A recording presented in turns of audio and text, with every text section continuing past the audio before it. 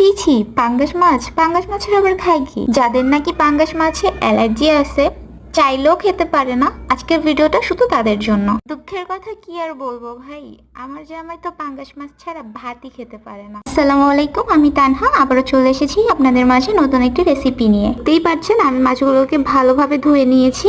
এখন আমি এখানে একটু হলুদ আর লবণ মেখে নিব। তো এই যে এখানে আমার হলুদ লবণ মাখা শেষ। এখন আমি কেটে নিয়েছি পেঁয়াজ। এখানে বড় সাইজের 4টা পেঁয়াজ আছে। আমি মাছগুলোকে ভালোভাবে ভেজে নিব। প্যানটাকে দিলাম, গরম হওয়ার পরে আমি তেল দিয়ে দিলাম। এটা যেন একেবারে ধোয়া ওঠা গরম হয়, তাহলে আর মাছ লেগে যাওয়ার ভয় থাকবে না। মাছগুলোকে আমরা কড়া করে না ভেজে হালকা ভাজা দিব, যাতে দুই পাশে লাল হয় কিন্তু ভেতরটা মচমচে না হয়। এবার মাছগুলোকে উঠিয়ে নিয়ে ওই তেলে পেঁয়াজ দিয়ে দিব।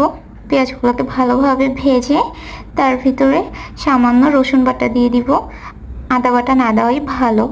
তারপর এখানে হলুদের গুঁড়া, মরিচের গুঁড়া, লবণ, জিরার গুঁড়া এগুলো সবকিছু দিয়ে ভালোভাবে নেড়ে পানি দিয়ে দিব কষানোর জন্য। মশলাটা ভালোভাবে কষানোর পরে তারপরে আমরা দিয়ে দিব ফুটন্ত গরম পানি।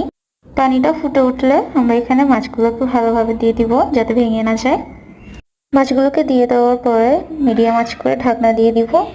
এরপর আমরা প্রয়োজন মতো ঝোল রেখে মাছগুলোকে ভালোভাবে রান্না করে নিব। এই যে রান্না করা শেষ, ফাইনাল লুক।